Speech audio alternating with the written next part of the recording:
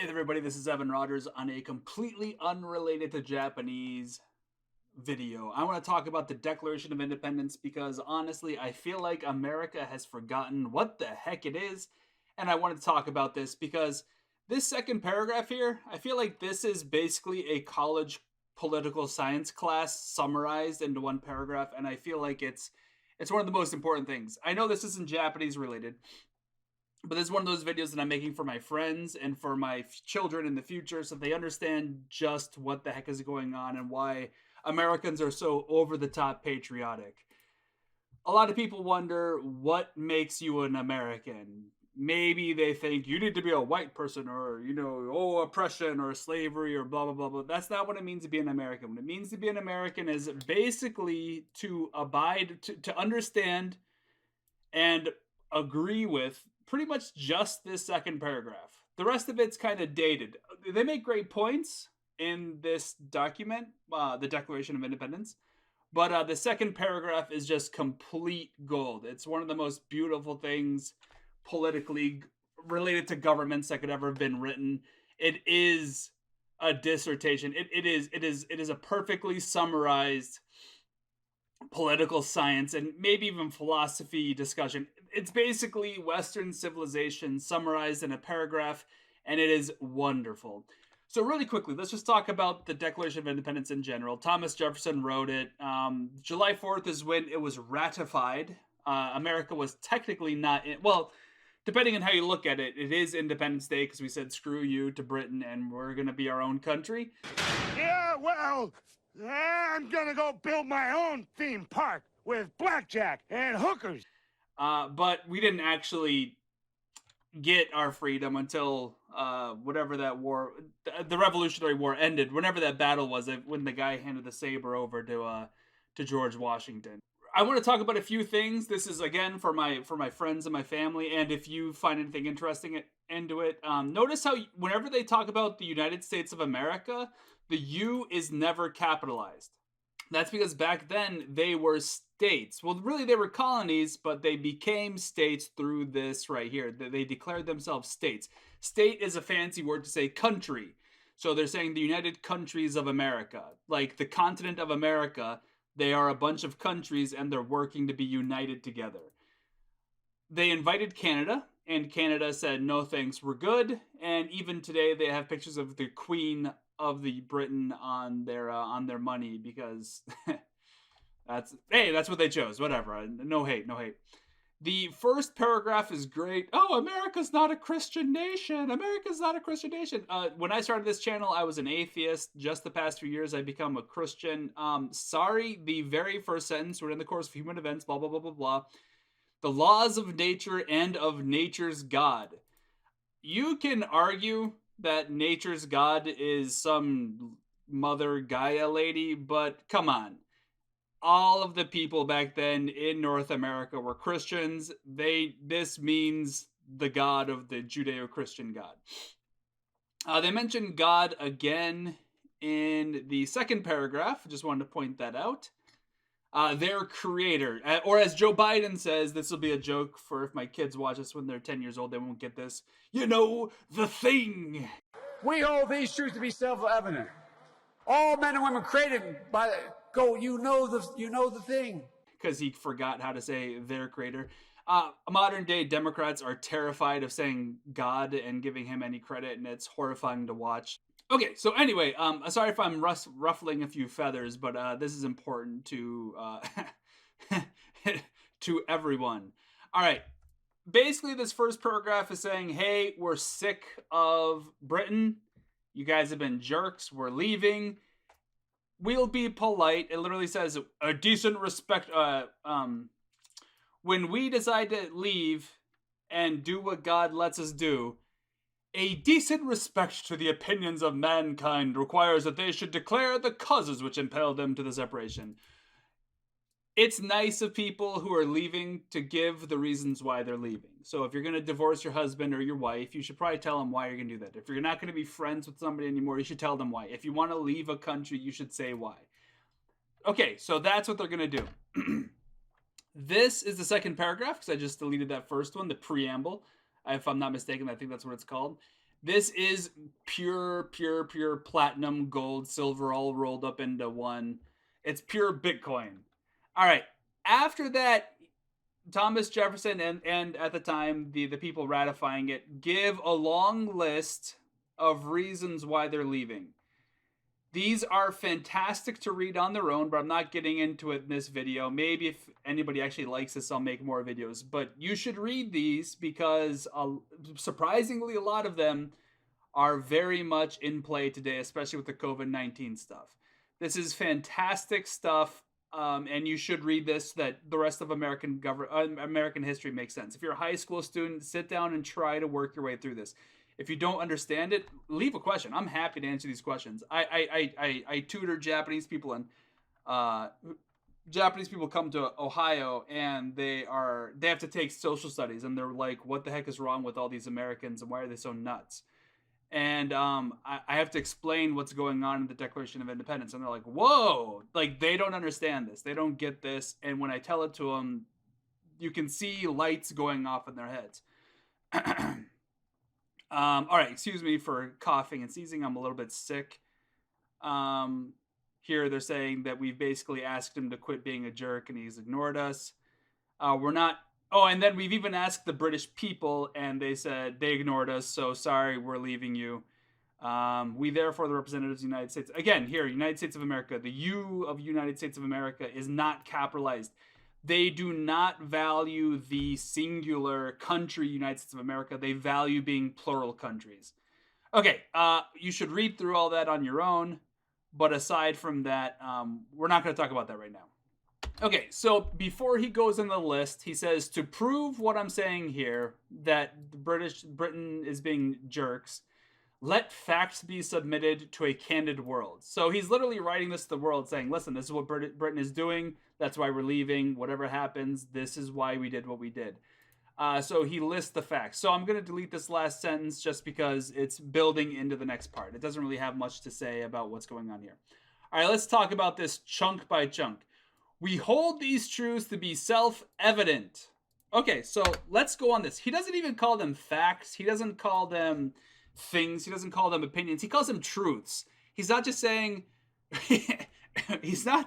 like, hey, here's a bunch of stuff and that's how we feel. He's saying, no, this is legit. This is the truth. And not only are they truth, they're obvious. Hey, everybody, we believe these things, and we believe them so much that we're just going to declare them truths. The same way that you might think a ball falls to the earth, like, ooh, what can I grab? Ooh, maybe this time it won't fall to the earth. Obviously it will. It's a truth. It's a fact. It's beyond reproach. And they're so obvious, and it's obvious. Come on, guys. It's obvious. What we're about to say is blatantly obvious. What's obvious? That all men are created equal. Okay, so back then, women and men in writing were basically called men. Whenever, if you ever understand something, nowadays everyone uses them and their when they don't know the sex or the gender of the person they're talking about. Like if you're talking about a stranger and you don't know if it's a guy or a girl, nowadays we say they, them. But when I was growing up, we always deferred to him and he. So in the same way, everyone's created equal. That being said, they're Christians. So men are supposed to protect women, and women are supposed to serve their husbands. So this very well might mean that all men are created equal. Back then, only rich white guys could vote, and I know that's bad, but it's true. But there was a huge number of women who didn't want to get the right to vote back in the early 1900s because that would have meant that they had to enlist in the draft. And that was one of the conditions of voting. If you were going to vote, you have to join into the draft. And a lot of women were like, screw that. I'd rather just not die on a battlefield in Europe. Okay, we hold these truths to be self-evident. What we're about to say is so blatantly obvious. All men are created equal. Hey guys, we're all equal. We're all created equal. When we are created, we're equal, and then stuff happens to us. And that they are endowed by their creator. Listen, they're talking about God. Sorry, deal with it. They're endowed by their creator with certain unalienable rights. Okay, so an important question to ask anyone who doesn't understand American history or anything like that, you need to ask them, hey, what is a right? And they're saying, oh, it's a thing that you're allowed to do. And it's like, okay, you're allowed to do these things. If you're allowed to do these things, who is letting you do them? 9 times out of 10, and I'm sad to say, even in America, maybe it's 7 out of 10, people are going to say the government allows you to do that. That is incorrect. This is completely incorrect. Where do your rights come from? They come from God. Deal with it. God gives you your rights. Deal with it. These rights cannot be taken away. Who could take away a gift from God? Justifiably. Who can justifiably take away a gift from God? Only God. So deal with it. We have certain unalienable rights, and they were given to us by God. You don't have the right to do anything that opposes them. Deal with it. Okay, this right here is pretty much America summarized. We hold these truths to be self-evident. Hey guys, this is incredibly obvious. When we're created, we're all basically equal, and we all have rights that only God can take away. Let's list a few of them. So now they say, among these rights are life, liberty, and the pursuit of happiness. I want to talk about these 3 rights they listed. These are what are called negative rights. These are rights that what's interesting about these rights is that they're not rights of things that you are they're actually not things that you're allowed to do. These are telling other people what they cannot do. Other people cannot kill you, and you cannot kill other people. Other people can't throw you in a cage for no reason, or, your parents could do a few things that you're not liking, like put a curfew on you, but government can't. Psst, COVID-19 restrictions. Hello, you're blatantly infringing on the Declaration of Independence, on these unalienable rights given to us by God. This is why people, if you're on the left, I know you're probably just going to tune this out, but this is why people on the right, on the conservative, on the libertarian front are so angry. Christians should be furious at what's happening right now. Anyway, and the pursuit of happiness. You're allowed to try to make yourself happy. You're allowed to go out and work. You're allowed to do an honest day's work to try to achieve what you want to achieve in life. This is the pursuit of happiness. These 2 were completely decimated in the COVID-19 situation that all of our states sent us through, and even other countries around the world are going through this. Send this to your Australian friends. Send this to your UK friends, because this is in the name of life. Governments have taken away liberty and the pursuit of happiness. Guess what? Your creator gave them to you, and we're not talking about your mommy and daddy. We're talking about your Father and the Son and the Holy Spirit gave you these rights, and the government is not allowed to take them away from you. And and Thomas Jefferson goes further into detail. Okay, so you might be asking yourself, wait, Evan, people can throw you in a cage. What are you talking about? And yes, they can. They clarify.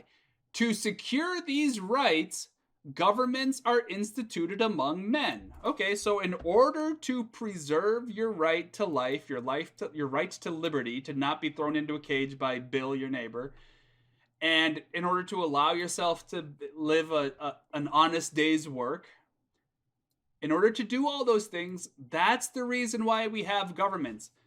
Notice, these are governments that are instituted amongst men. Humans make governments.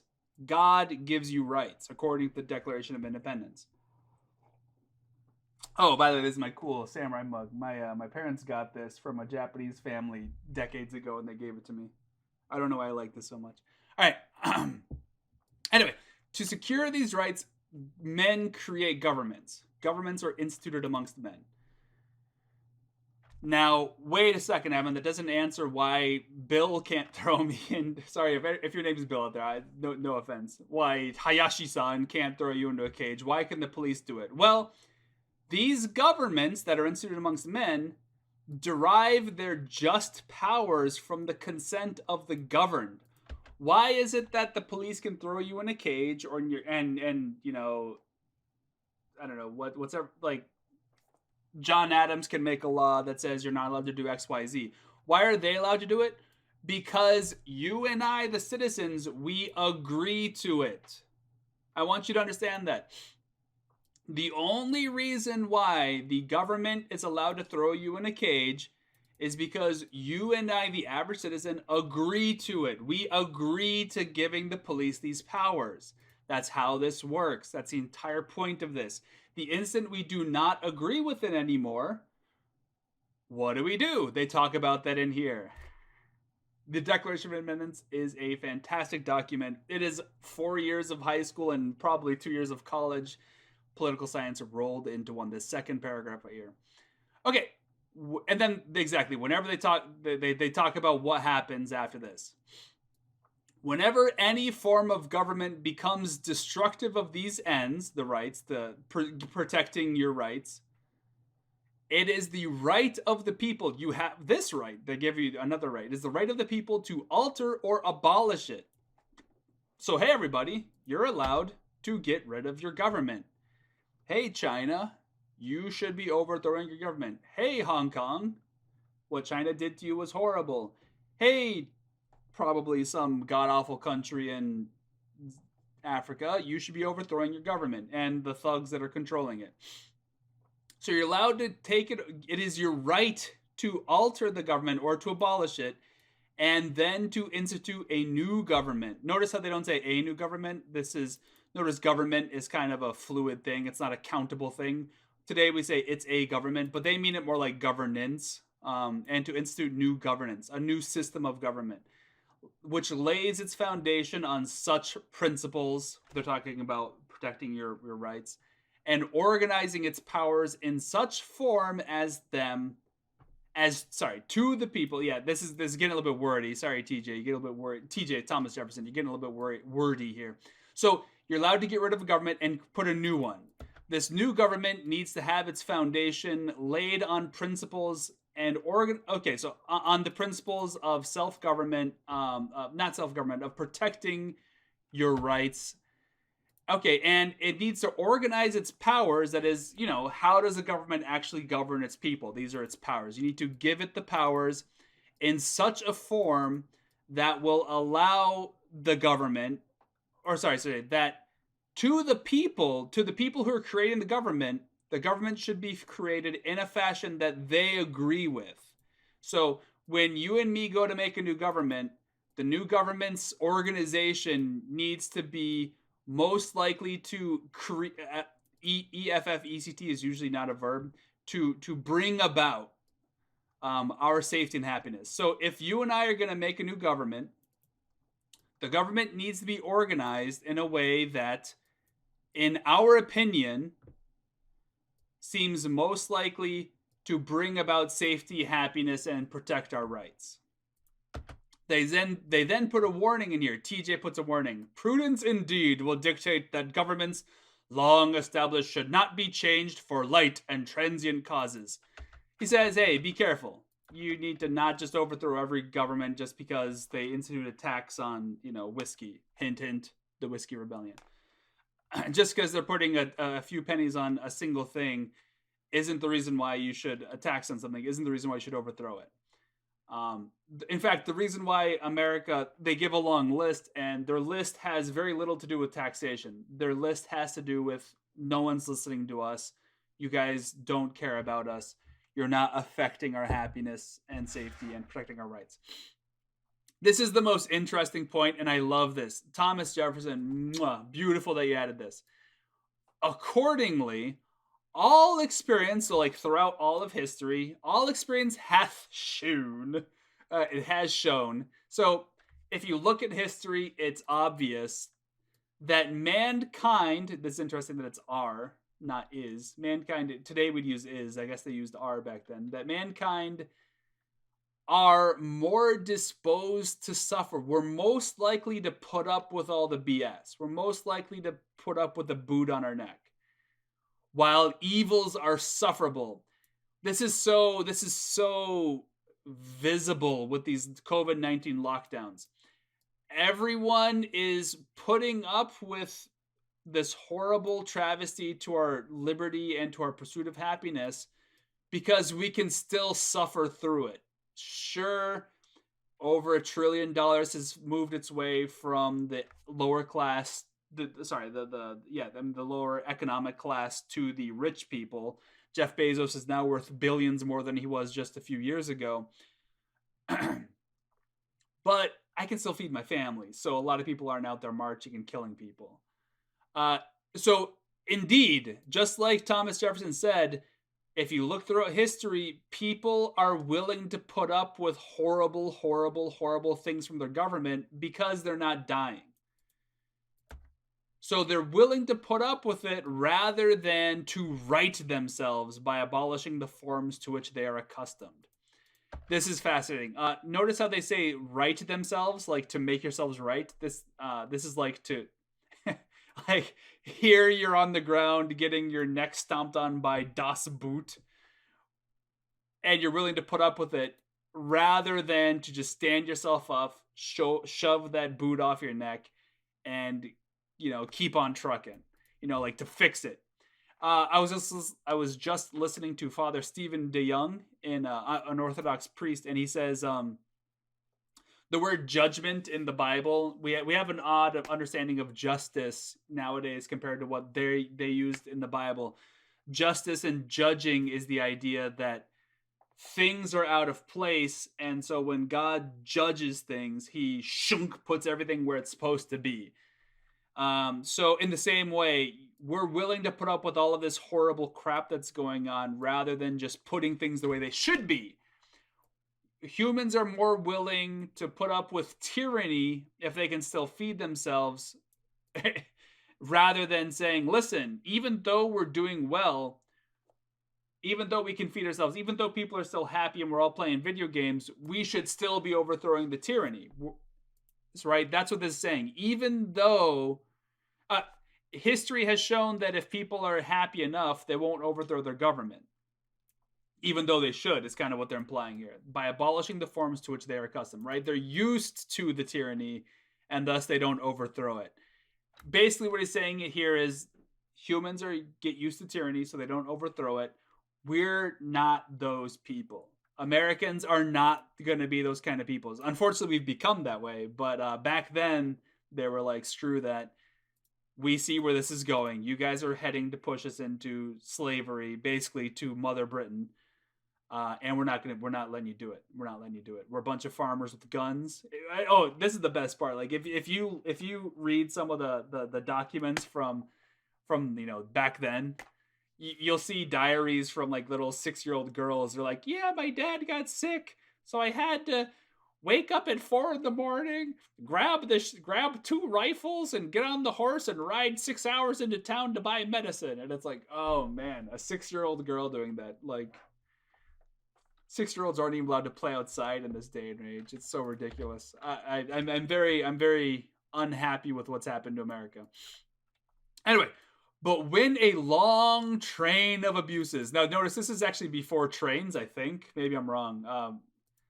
So actually, I'm not quite sure what they mean here. When was the first? Let's look that up. When was the first train? When did the first train? I should get invented. What a dumb way to phrase this question. I guess they did have some 1784. Yeah. They didn't have trains in that day and age. Yeah, so this is interesting because they didn't have like an actual physical train back then. So I don't actually know. Like, is this train like training, like along, like you're being trained into abuse and usurpation?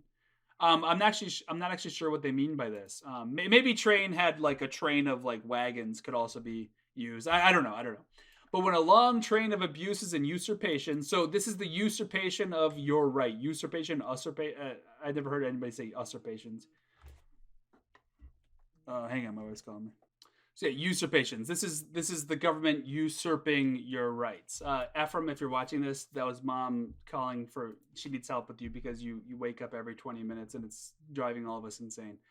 But when a long train of abuses and usurpations by the government that are pursuing invariably, they're all pointing to a certain direction, the same object. They mean object here like the direct like objective.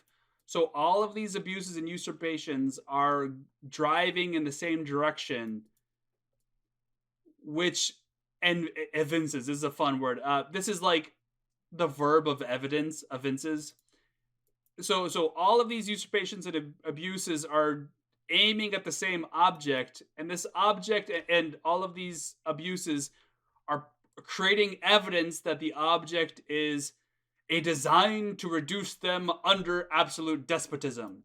So when a long train of abuse is usurpation, so when your government keeps taking away your rights, and all of these seem to be pointing into the same direction, and that direction, there's so much evidence that it's to put you under despotism. It is the people's right, nay, it is their duty. Look at that. It's your duty to throw off such government. So when your government starts pushing you around and it becomes obvious they're heading towards despotism, grab your gun and overthrow it. It's not just your right, it's your duty. It's your duty to overthrow your government when it's going towards despotism. And then to provide new guards, so a new system for their future security. So to secure your rights in the future, you must overthrow this despotic government before it goes to despotism, and then institute a new government. Such has been the patient sufferance. So we have of these colonies. This is what we've been going through. And such, going through all of this is now the necessity which constrains them to alter their former system of government. I love this. It isn't so much that we're a bunch of yahoos with guns who are like, yeehaw, let's go shoot us some Britons. It is our necessary duty which constrains us to overthrow our government. We have to do it. We're being constricted by despotic forms of government that are usurping all of our powers and our rights. We have to do it. Such a better time. Oh my goodness.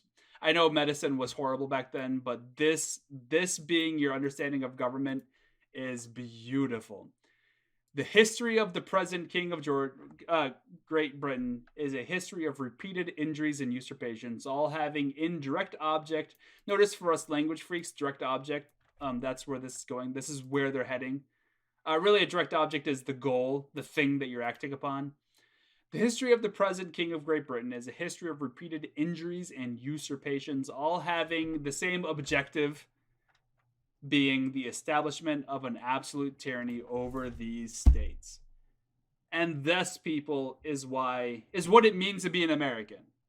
This is why everyone on the right, all the libertarians are so upset right now, and why we're screaming, and this is why we don't want gun control.